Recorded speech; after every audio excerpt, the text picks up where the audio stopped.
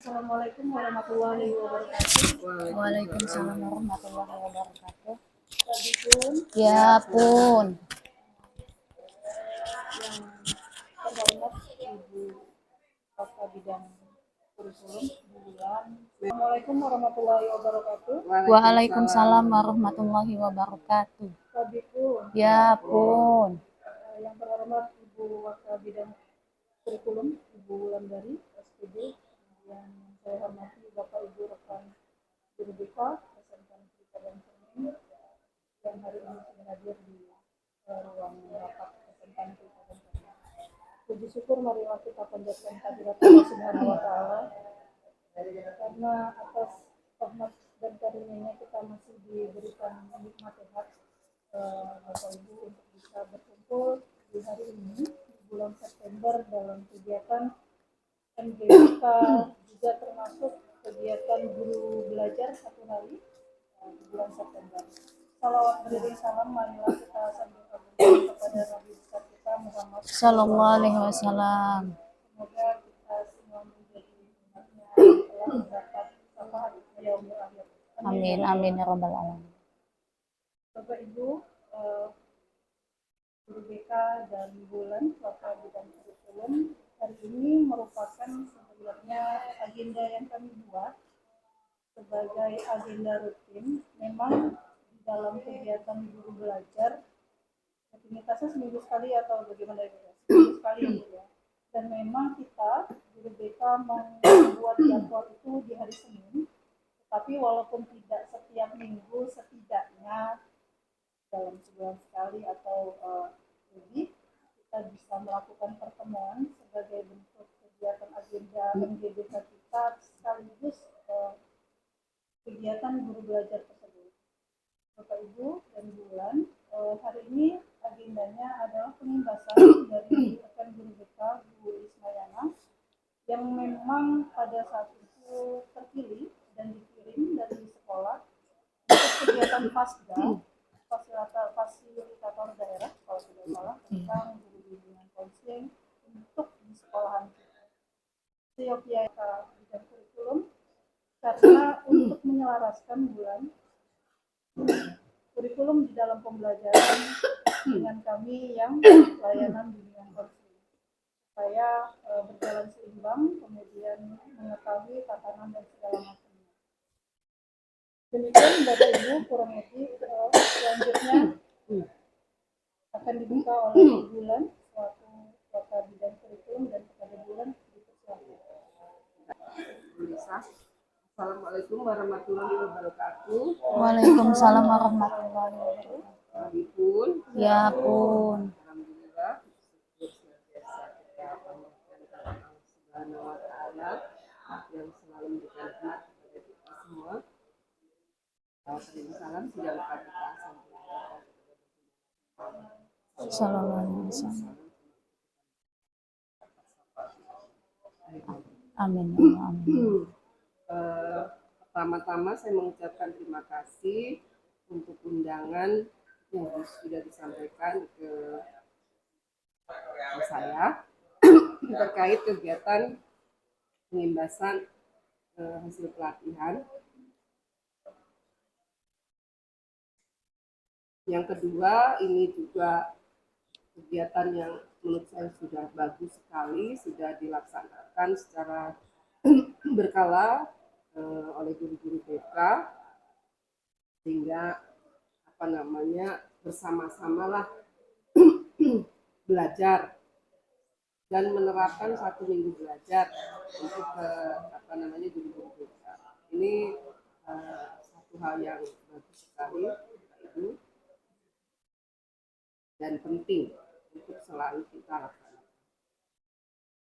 Terkait dengan kegiatan pengimbasan, sebenarnya di awal setelah Bu Risma selesai ya, Bu Risma, saya sebenarnya juga sudah meminta Bu Risma untuk melakukan pengimbasan kepada Bapak Ibu guru BK di SMK ini.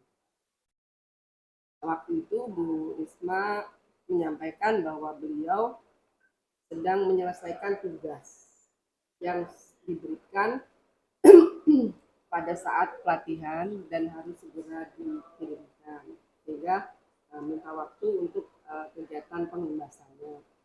Juga berkaitan dengan BK juga otomatis, walaupun mungkin lingkup mendalamnya nanti mungkin berbeda dengan pembelajaran apa namanya, sedikit-sedikit aja.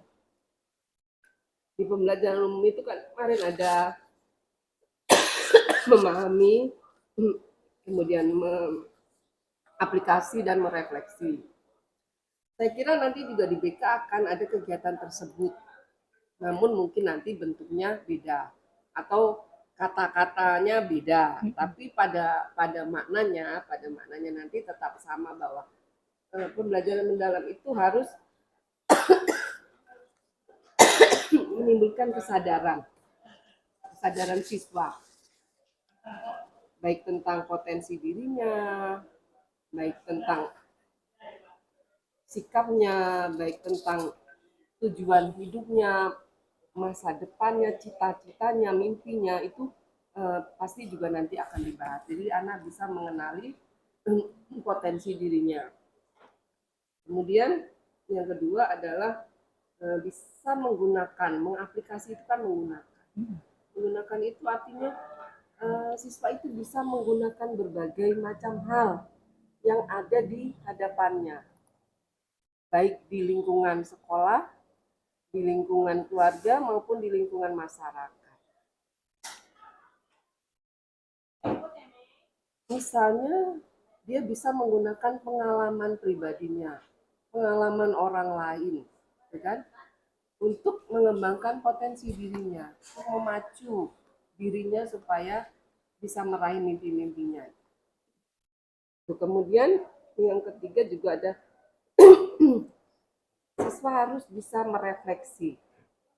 merefleksikan dirinya secara sadar, berkesadaran. Dia merefleksi dirinya secara sadar, bukan hanya sekedar apa yang dia dapatkan, tapi juga untuk kebermaknaannya dalam hidup dia nanti. Ini ada pengisiannya Bapak Ibu. Jika anak-anak mengisi link tersebut sesuai dengan apa yang mereka rasakan, insya Allah hasilnya pun akan sesuai. Kita coba ya Bapak Ibu.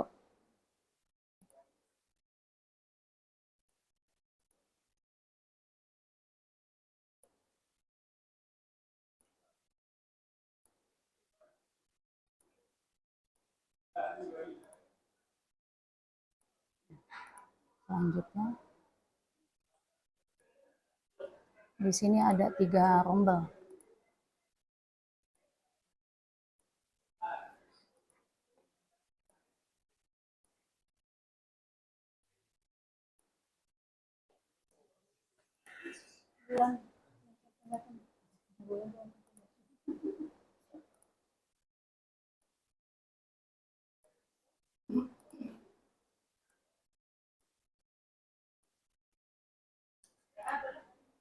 Oke. Nah, ini hasilnya sudah keluar. Nah, ini Bapak Ibu. Jadi ini hasilnya masuknya ke gaya auditori 66%, visual 13% dan kinestetik 20%. Berarti ini termasuk gaya auditori karena memang persennya lebih besar, 66%, seperti itu Bapak Ibu. Jadi ini hasilnya. Kita lanjut tes asesmen selanjutnya Bapak Ibu. Yang kedua, kita bisa masuk ke tes kemampuan Bapak Ibu. Oke, ya. Tes kemampuan.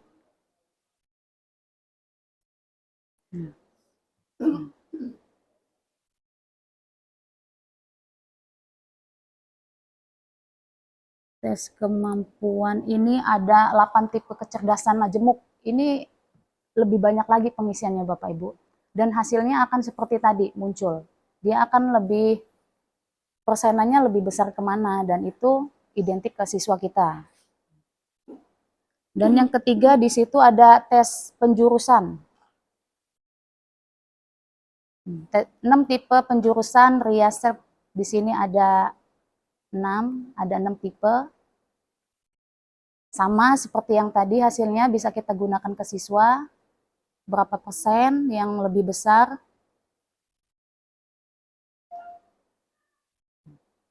Dan selanjutnya ada 4 tipe kepribadian. Coba ya, 4 tipe kepribadian. Kita buka. Nah, ini kan nggak muncul nih Bapak Ibu. Nah, ini sebenarnya mungkin aplikasi Pak, Bapak Ibu. Kita bisa buka di sini aja. Ntar saya ini lanjut.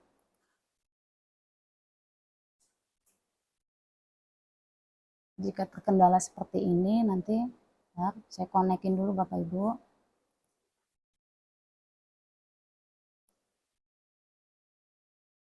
Nah, di sini kan muncul seperti ini. Kalau yang tadi kan keempat tipe tes tipe kepribadian tidak muncul, kita bisa melihat di sini Bapak Ibu, di tes minat bakat. Tes minat bakat, kita klik tes kepribadian. Nah, tuh, dia akan muncul 4 tipe kepribadian. Sama seperti tadi hasilnya, persen yang lebih besar itu identik ke peserta didik. Ini bisa kita gunakan asesmen minat bakat kepada peserta didik agar kita dapat mengenali potensi peserta didik Bapak Ibu. Ini banyak Bu Lisa kalau mau dicoba, jadi waktunya nggak ini. Oke, lanjutnya Bapak Ibu, saya masuk ke jurus kedua. Jurus kedua yaitu kelola emosi. Jadi, kelola emosi, bagaimana kita dapat mengelola emosi sebagai guru melalui pembelajaran sosial emosional. Nah, di sini saya akan sedikit praktek, karena memang di sana banyak prakteknya Bu, Bapak Ibu. Sedikit mengilustrasikan cerita. Pak, ini Pak kertasnya. Kembalikan. Permisi Bu Lisa. Bulan. Kita nyambi.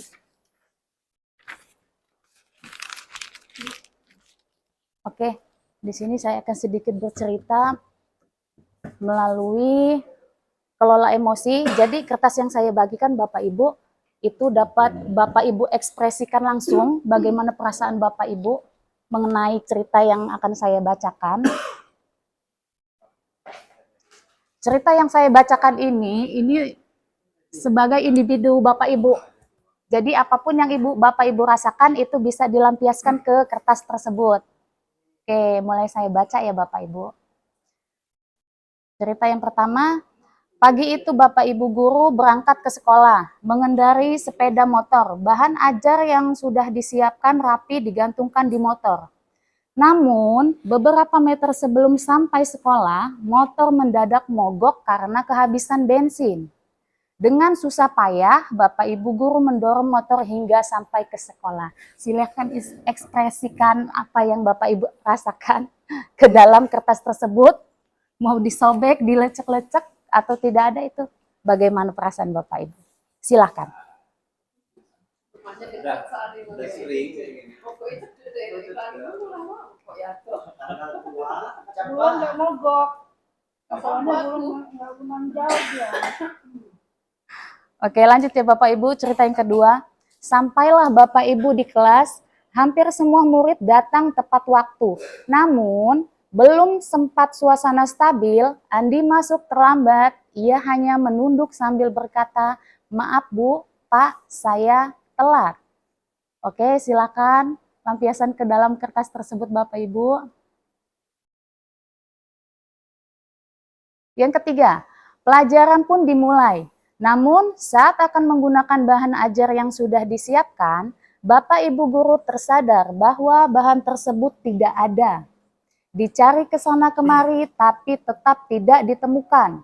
Dengan terpaksa, Bapak Ibu guru melanjutkan mengajar seadanya. Bayangan aktivitas mengajar yang seru seketika buyar. Silakan diekspresikan ke dalam kertasnya Bapak Ibu, mau dilecak atau dilipat silakan. Yang keempat, di tengah pelajaran, saat Bapak Ibu mengajar, Andi terlihat tidak memberikan perhatian. Dia menunduk di bangkunya. Saat didekati, ternyata Andi sedang terlelap tidur.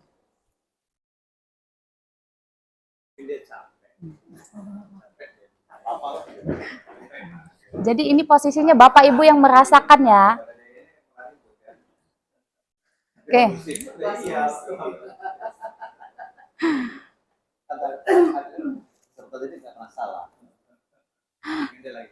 Oke. Lanjut ya Bapak Ibu. Tak lama kemudian ada seorang bapak mengetuk pintu kelas. Bapak Ibu membuka pintu dengan menghampirinya. Bapak itu berkata, "Maaf, saya pamannya Andi. Sebetulnya Andi sudah 3 hari di rumah sakit karena menunggu ayahnya yang sedang sakit. Meski kurang tidur, tapi Andi maksa selalu ingin sekolah. Karena tidak mau ketinggalan pelajaran, sekarang saya izin mau jemput Andi karena ayahnya masuk ICU."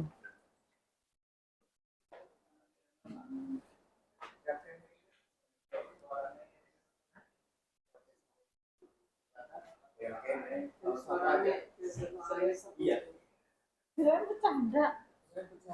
Yang keenam, Paman Andi juga mengeluarkan sebuah bungkusan dari tasnya. "Oh ya Bapak Ibu guru, tadi di jalan saya menemukan bungkusan ini. Saya tadi cek isi buku dan ada nama sekolah ini. Jadi saya bawa, siapa tahu Ibu guru bisa mengembalikan kepada pemiliknya." Bu guru melihatnya dan ternyata itu adalah bahan ajarnya yang tadi dia cari-cari. Andi dan pamannya pun berpamitan. Nah, begitulah ceritanya Bapak Ibu. Gimana kertasnya Bapak Ibu? Masih utuh? Oke, saya mau tahu dong kertasnya Bu Lisa. Gimana? Kapal ini Oh, mau jadi kapal ya Bu Lisa? belum jadi. Belum jadi. Oke. Ini Aliwan jadi apa? Nah, segi 4. Oke, kenapa Pak? Kok kertas Bapak menjadi segi 4?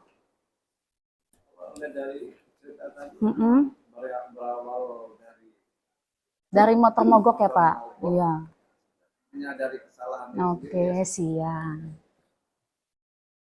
Jadi tidak mau melempar kesalahan ke orang lain, apalagi di dalam kelas ya. Tadi tidur. Oke, siap. Pak Hendra, gimana Pak keadaan kertasnya Pak Hendra? Segitiga, Masya Allah. Kenapa Pak kok segitiga Pak?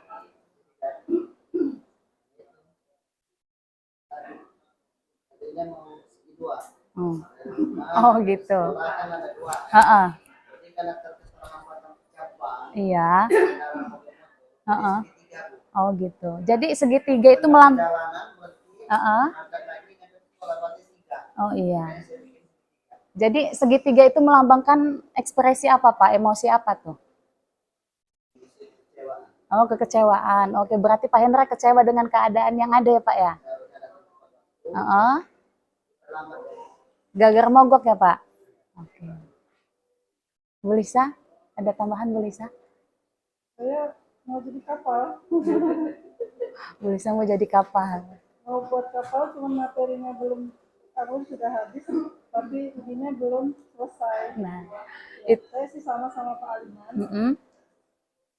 Nah, ya mungkin kalau kita berbicara 15 tahun lalu ya mungkin penuh dengan ini, cuman kan kita sudah mulai paham, jadi kita memang kendala di jalan pasti ada, kemungkinan yang tidak bisa dipromosikan. Jadi ya benar kata Pak Aliman, jadi apa yang terjadi kita di perjalanan, kemudian rasa kesal mungkin kan, tidak sesuai dengan rancangan kita, tidak sesuai dengan rencana kita, tapi bukan berarti dilimpahkan kepada Kepada lingkungan, apalagi kepada peserta didik. kurang lebih seperti itu, Bu. Oke, baik. Terima kasih Bu Lisa. Oke, berarti kalau misalkan seperti itu, Bapak Ibu guru BK memang sudah hebat, luar biasa dalam mengelola emosinya. Itulah Bapak Ibu. Dalam pembelajaran kelola emosi, kita sebagai guru harus bisa lebih memahami peserta didik. Bagaimanapun keadaannya, kita harus bisa tahu, bertanya terlebih dahulu apa yang dirasakan dan apa kendalanya. Bapak Ibu, walaupun kita ada problem di luar, kita tidak boleh membawa emosi kita ke dalam sekolah. Karena apa? Karena kita sebagai guru BK adalah sahabat siswa. Dan dalam kelola emosi, kita bisa dengan menggunakan pembelajaran sosial emosional agar proses belajar mengenali dan mengelola emosi sehingga dapat membuat keputusan yang tepat dan bertanggung jawab. Tes. Silakan. Nanti kalau disuruh Oke. Jurus ketiga ada tumbuhkan resiliensi Bapak Ibu.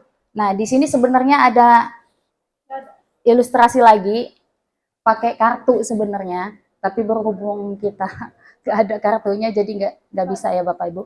Nah, yang dimaksud dengan tumbuhkan resiliensi di sini adalah bagaimana kita sebagai guru mampu untuk membuat siswa bangkit kembali dan pulih dari kesulitan, stres, atau trauma yang dialami dalam hidup. Dan resiliensi ini adalah kemampuan untuk beradaptasi, bertahan, dan bahkan tumbuh lebih kuat setelah menghadapi tantangan. Jadi mungkin untuk tumbuhkan resiliensi ini lebih ke siswa kita yang memang sudah ada problem. Di lapangan banyak sekali problem siswa kita, salah satunya yaitu broken home ya Bapak Ibu. Nah, itu kita harus dapat menumbuhkan rasa resiliensi terhadap siswa. Dan tumbuhkan resiliensi ini sangat berkaitan dengan pembelajaran yang Bapak IHT kemarin dijelaskan, yaitu pembelajaran mendalam. Jadi untuk tumbuhkan resiliensi ini kita bukan hanya membantu siswa untuk tidak menyerah dalam masalahnya, tetapi juga kemampuan untuk beradaptasi, belajar, dan terus berkembang seperti yang kemarin di IHT ya Bapak Ibu, yaitu menumbuhkan grow mindset. Bagaimana caranya kita dapat menumbuhkan grow mindset ke peserta didik Bapak Ibu. Contohnya di sini ada fixed mindset dan grow mindset. Yaitu contohnya kesuksesan, saya bisa sukses jika punya bakat. Nah, tetapi kalau kita menggunakan pembelajaran grow mindset, yaitu saya bisa sukses dengan berusaha. Jadi ada kata-kata lagi, saya tidak bisa. Nah, itu tidak boleh mengatakan saya tidak bisa, tapi saya belum bisa karena belum belajar. Seperti itu Bapak Ibu. Itu contohnya.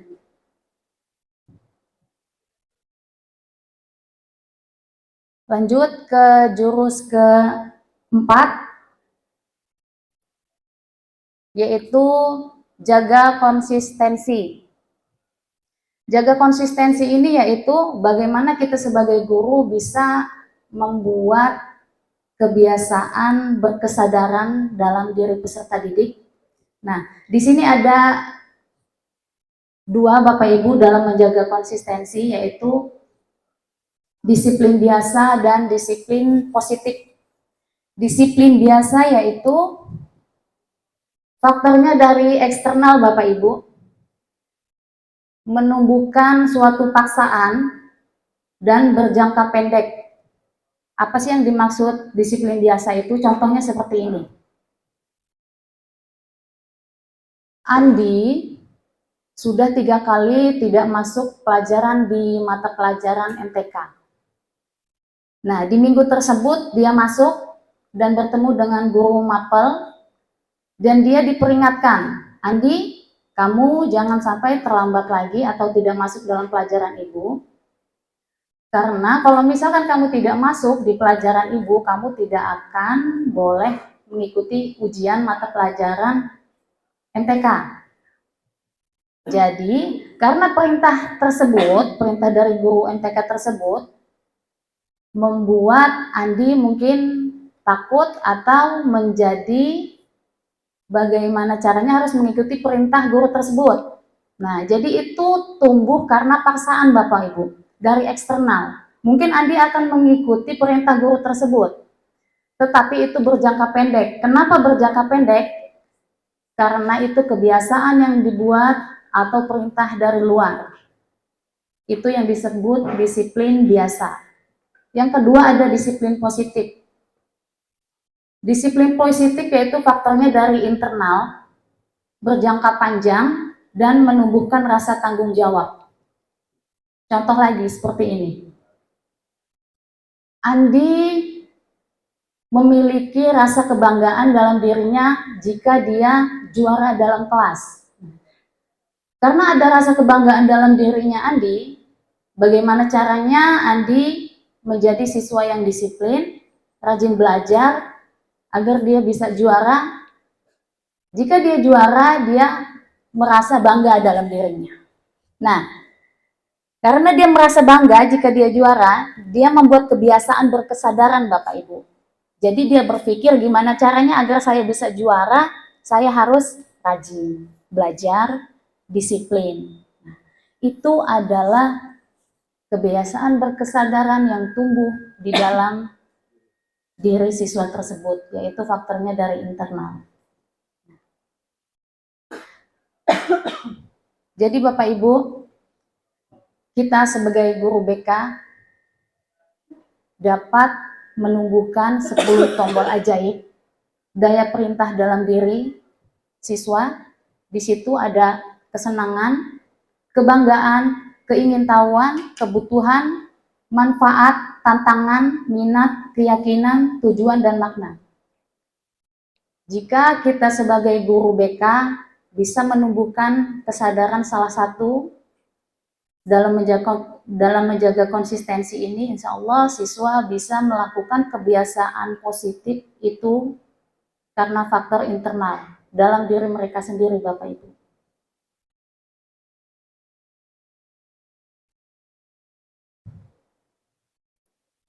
Nah, di sini jurus kelima yaitu jalin koneksi.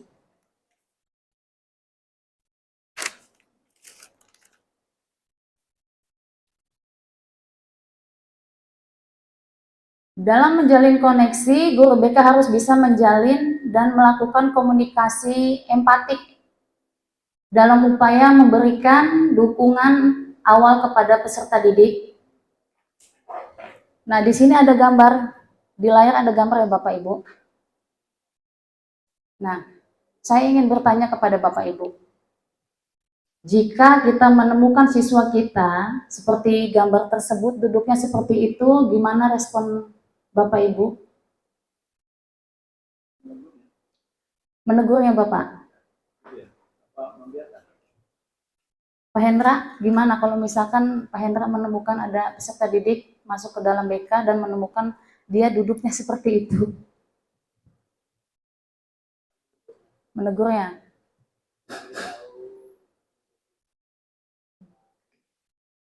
Oke, mungkin biasanya kita memang harus menegurnya ya Bapak Ibu. Tapi sebenarnya kita harus lebih membuat peserta didik kita nyaman terlebih dahulu Bapak Ibu. Karena di sini bagaimana caranya peserta didik kita bisa nyaman dalam melakukan konseling kita terhadap peserta didik.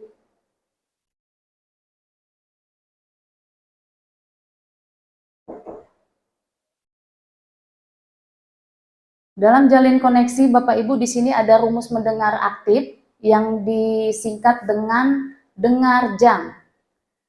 D. Dedikasikan tubuh dan jiwa kita. E. Ekspresi diperlihatkan. N. Netralkan posisi. G. Gangguan hilangkan. R. Respons. Jangan dipotong.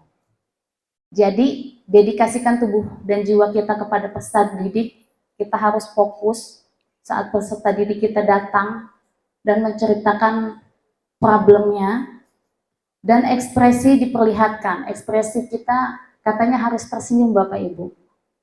Gigi kita diperlihatkan sedikit agar kita peserta didik bisa nyaman bahwa beliau merasa kita telah menerima beliau di BK. Dan N, netralkan posisi. Jadi nyaman. Guru BK nyaman dan peserta didik bisa nyaman. Gangguan dihilangkan. Yang dimaksudkan gangguan hilangkan itu seharusnya di BK ini tempat anak dapat berbicara, sehingga kalau misalkan ada pembicaraan atau gangguan di dalam BK seharusnya tidak ada. Seharusnya tidak ada Bapak Ibu. Misalkan saat kita konseling ada yang berisik atau apa, itu seharusnya tidak boleh. Karena itu akan membuat peserta didik kita tidak nyaman ataupun tidak fokus. Jadi sesi konselingnya beliau terganggu. Itu membuat siswa kita tidak nyaman. Dan A, amati isi pembicaraan. E, respon kita sebagai guru BK. Dan saat peserta didik kita berbicara, jangan pernah dipotong. Biarkan mereka berbicara dulu, apa yang mereka rasakan. Seperti itu Bapak Ibu.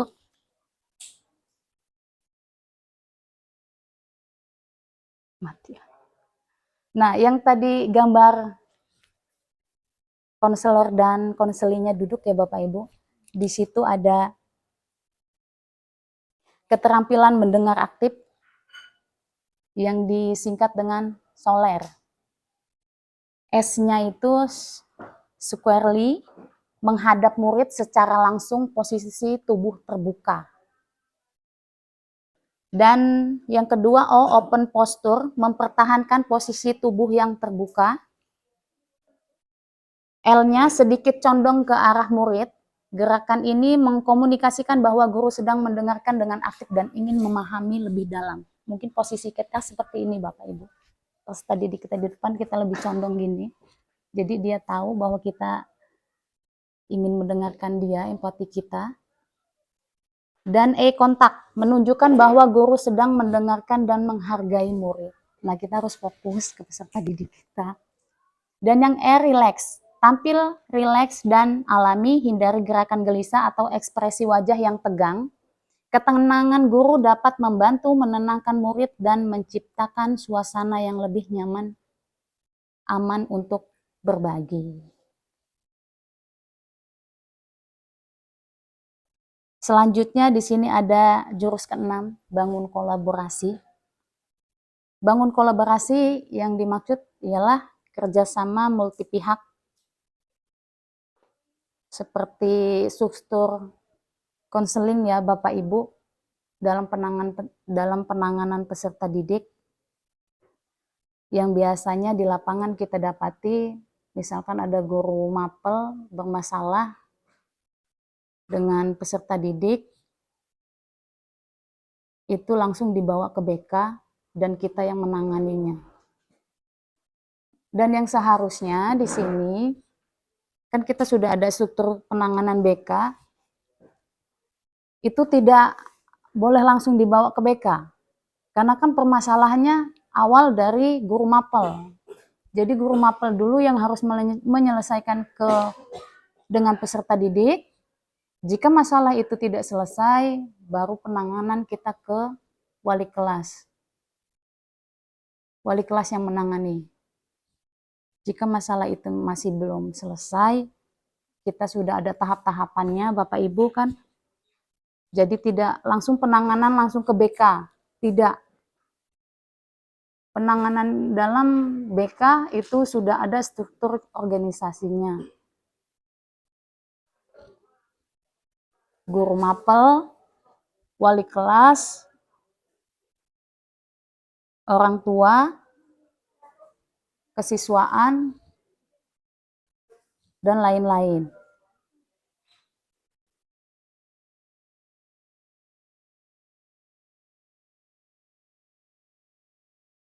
Jadi dalam bangun kolaborasi ini bisa kita sesuaikan dengan tingkat permasalahan peserta didik dalam penanganannya. Yang ketujuh, jurus ketujuh di sini ada menata situasi, Bapak Ibu. Yang dimaksud dengan menata situasi yaitu guru mampu mengoptimalkan peran seluruh ekosistem sekolah dalam menciptakan iklim sekolah yang aman, nyaman, dan mengembirakan. Jadi kita sebagai guru, bagaimana caranya kita dapat menciptakan lingkungan yang aman, nyaman, dan mengembirakan bagi peserta didik kita.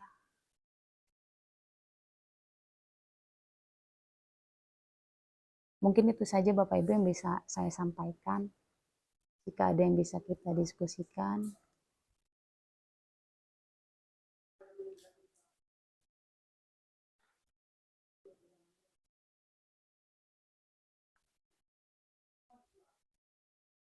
Saya lanjutkan ke Bu Lisa. Mendalami itu apa, terus bagaimana cara menumbuhkan mindset positif. Guru mindset ya Bu. Itu agak lama karena setelah yang dilihat itu cuma sebentar. Agak lama lagi di kolaborasi antara guru dengan ketika anak mengalami masalah itu kolaborasi dengan anaknya, kemudian melibatkan orang tua. Intinya begini, jadi ketika anak itu bermasalah di kolaborasi itu ya, itu kemarin ini nggak dibahas nggak waktu Pak Ansi nggak bahas.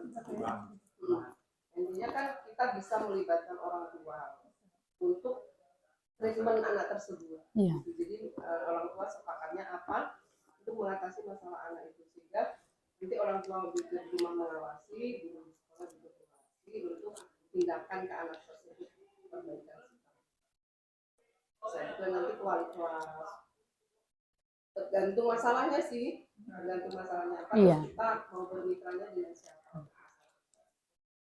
Kalau tadi itu apa intinya tidak langsung ke BK kan sama, jadi kolaborasi itu sama. Artinya masalah itu kalau di pelajaran gurunya ya gurunya yang harus menyelesaikan terlebih dahulu. Bisa jadi anak itu bermasalah di guru tersebut, tapi Iya. tidak di guru yang lain. Iya. Guru BK itu yang kemarin saya lihat juga ada guru BK termasuk guru Bali itu gimana? Kalau guru wali itu Pak memang itu seperti PA lah kalau orang kuliah itu PA. Jadi dia memang membimbing. Jadi tugas guru itu sebenarnya kan memang merencanakan, melaksanakan, menilai dan mengisi. Tugas guru itu sebenarnya dari guru itu. Cuman akhirnya dipisah kalau membimbing itu adalah tugasnya guru BK. Kalau konsep awalnya dari zaman dulu untuk kenaikan pangkat itu memang tugas guru yaitu merencanakan, melaksanakan, menilai dan membimbing. Jadi mungkin dikembalikan ke situ lagi mungkin ya, kita kan nggak tahu. Bisa saja konsep yang lama kan nggak bisa. Makanya kalau jadi guru BK nanti harus bisa membagi peran sebagai guru BK itu apa, peran sebagai guru itu apa.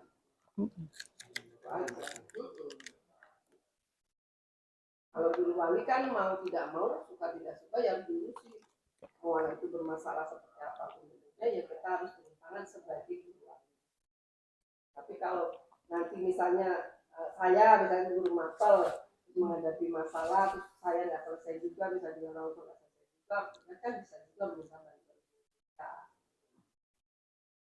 Kalau guru wali wajib Pak, semua harus menjadi guru wali. Beda sama wali kelas itu. Beda. Kalau wali kelas malah tidak wajib. Wali kelas kan sama dia ditugaskan oleh kepala sekolah ya dia menjadi wali kelas. Tapi kalau guru wali dia wajib. Dan kalau nggak itu kemarin masuk ke Dapodik, kalau guru itu tidak mempunyai murid wali, dia nggak bisa ini merah. Dia ada jumlah ketentuannya. Kalau jumlah ketentuan sih antara aja kisarannya antara 6 sampai 12. Ya, Dan itu kemarin saya bagi ke setiap guru itu ada kelas 10, kelas 11, kelas 12. Pertimbangannya supaya dia tetap di guru wali yang sama. Jadi nanti ketika dia tamat kelas 10 nanti nyusul lagi jadi guru wali. Jadi kan kita tinggal menambahkan di kelas 10 aja. Kelas 12 sama, kelas 10 lagi. Supaya guru walinya tidak berubah-ubah, karena nanti kalau berubah-ubah penanganannya bingung. Atau tahun ini Lagi gitu. ajaran baru nanti Kalau wali kelas malah bisa beda-beda. enggak mesti kalau wali kelas dari kelas 1 sampai kelas 3. Enggak apa-apa. Misalnya kelas 10 dia wali kelasnya ini, nanti kelas 11 wali kelasnya ini, kelas 12 wali kelasnya ini, enggak masalah itu. Tapi kalau anak lagi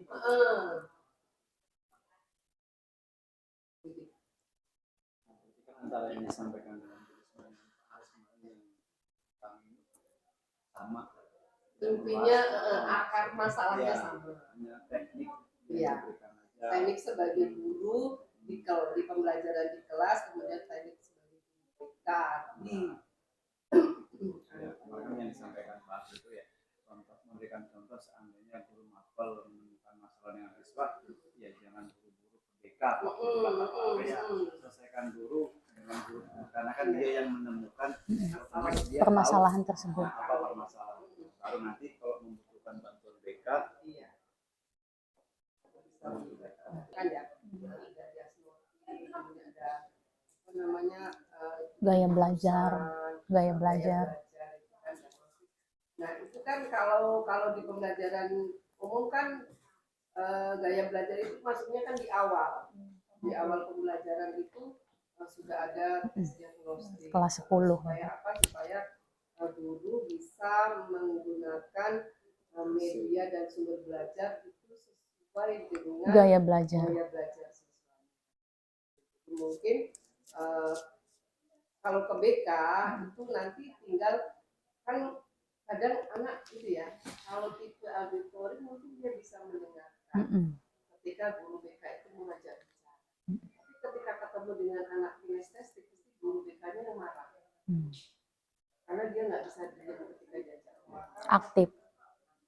Mungkin nanti penanganan terhadap anak-anak tersebut yang beda gitu. Kalau anak kinestetik mungkin dia bukan disuruh menceritakan dengan mulutnya, tapi dia suruh menggambar, dia suruh Mengekspresikan. menulis, ya apa supaya dia punya aktivitas yang bisa dinilai dan dipahami oleh guru BK. Itu kan di situ arahnya ke situ ya. Karena di kelas itu temannya sendiri aja kadang, ini pengalaman saya di kelas perikanan ya, kelasnya Bu Gesti itu ada satu anak yang kinestetik juga gaya belajarnya. Dia nggak bisa diem dan dia mengganggu temannya. Sehingga ketika anak-anak mengeluh itu saya coba pakai tulisan. Saya coba pakai gaya belajar. Terus saya open dibuka di depan anak-anak. Dan ternyata bukti dia memang kinestetik gitu. Nah, itu kinestetik itu akhirnya kita bisa menjelaskan ke teman-temannya supaya teman-temannya itu bisa menerima kekurangan dia itu. Bisa memahami. Karena Ya. itu sebenarnya bukan karena dia nakal, bukan karena dia itu banyak tingkah, bukan karena dia cari perhatian, tapi memang itu gaya dia, itu karakternya yang nggak bisa dia ubah. Gitu. Jadi begitu tahu seperti itu, ya teman-temannya sekarang memaklumi. Jadi nggak mempermasalahkan lagi si anak yang nggak bisa. Coba kamu cermati, saya bilang, saya beneran, saya nggak ngajar bahasa Indonesia hari itu, saya ngajar tentang gaya belajar. Coba kamu cermati, berapa menit dia bisa diam? kita melaksanakan 8 kecerdasan, 8 apa berapa itu? 8 kecerdasan majemuk. Itu kan ada juga itu. ya, Iya. Jadi memang yang dibilang ya memang harus belajar. Harus belajar dipelajari. ya, Oke.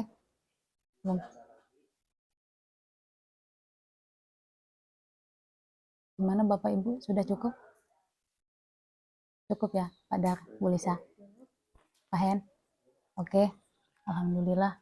Mungkin itu saja yang dapat saya sampaikan Bapak Ibu. Jika ada kurang dan lebihnya saya mohon maaf. Pada Allah saya mohon ampun. Saya akhiri, wabillahi taufiq wal hidayah. Wassalamualaikum warahmatullahi wabarakatuh.